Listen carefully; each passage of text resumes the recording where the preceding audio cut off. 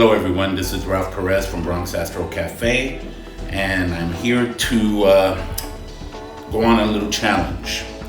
Tomorrow, as of this recording, it's May 15th, and as many of you probably know, we're going to have a lunar eclipse.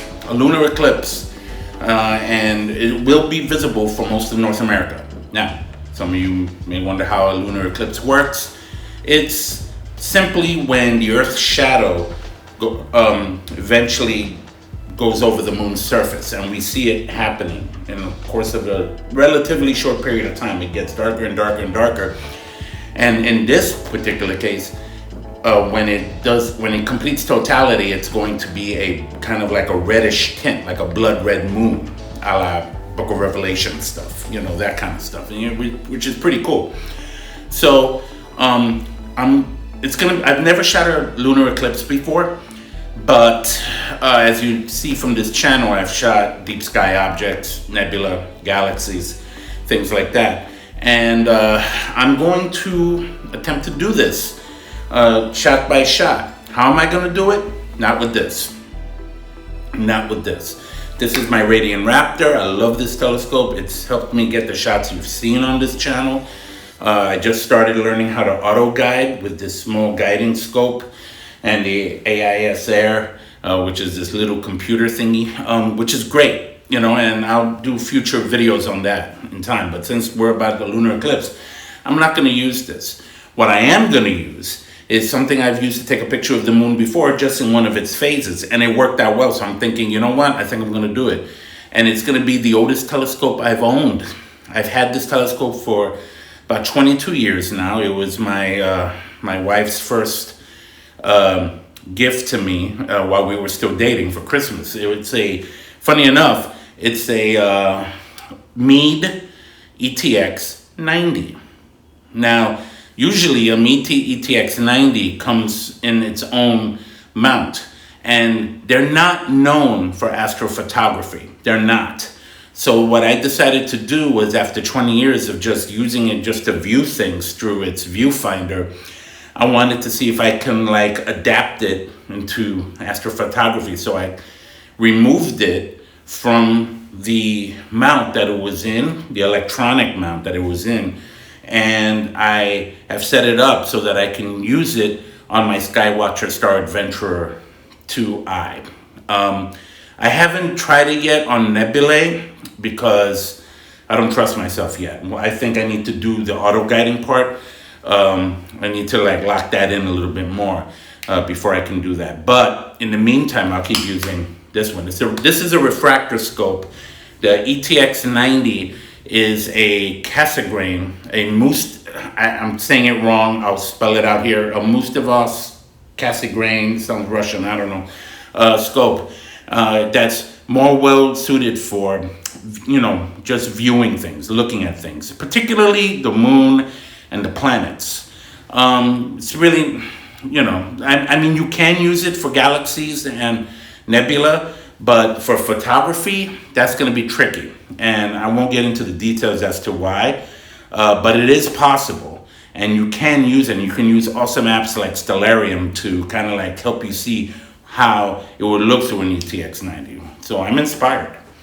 But for this lunar eclipse, definitely, I'm going to mount that. I'm going to attach my Canon camera here, the T7i, to the Meade telescope using an adapter, and I'm going to see what else I could do with it. What's great about the Skywatcher Star Adventurer Pro, which is the go-to mount, it kind of just, it's not a go-to mount, but it helps follow the object in the sky, is that I can be able to take longer exposures.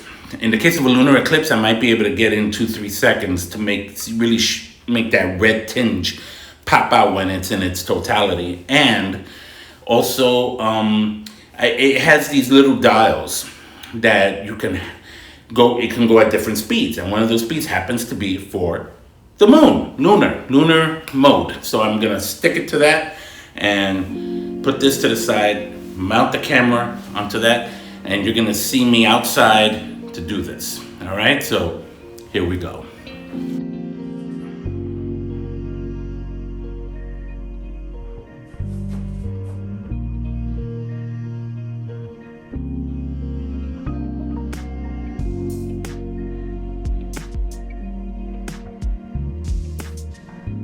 Okay, guys. I'm out here and I just finished shooting the moon going to total eclipse, and I used my ETX 90 scope, and it was on my Star Adventurer. It's on the lunar setting.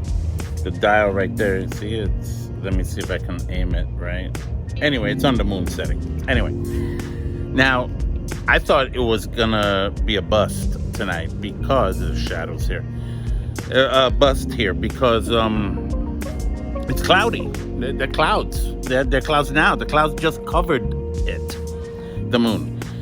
But the clouds managed to clear for just a little while so that I was able to really quickly bring my gear out here, polar align, like point it north. I didn't even polar align accurately. I just pointed it exact true north, and then the moon was in the view of the camera. I just pointed it right, and it stayed, it followed, and I started taking pictures, real quick shots, 1/40th of a second, 1/400th of a second. I did the settings differently. I experimented until I finally was able to get the right setting, to the point that as the Earth's shadow started going completely over the moon, I saw with my own eyes the blood red moon, like the freaking Book of Revelation. It's the end of the world, that kind of crap. Awesome, and I am so happy I was able to do this. I'm gonna take this inside. I'm gonna process it in Photoshop, tweak it up a little bit. It's not gonna take much because it's beautiful. You're gonna see the moon in its redness, the shadow of the Earth on it, in this total lunar eclipse, the first one of 2022, here on the East Coast, here in the Bronx, here in Bronx Astro Cafe. I hope you like the images I'm gonna post at the end of this video. If you like it, please consider subscribing, tap on that bell, and for future notifications for more content, because the sky's the limit, literally, so I'm very glad I was able to get a shot at the lunar eclipse this year. I'm very happy about that. So here's the final product. This is Ralph Perez from Bronx Astro Cafe. Take care until next time.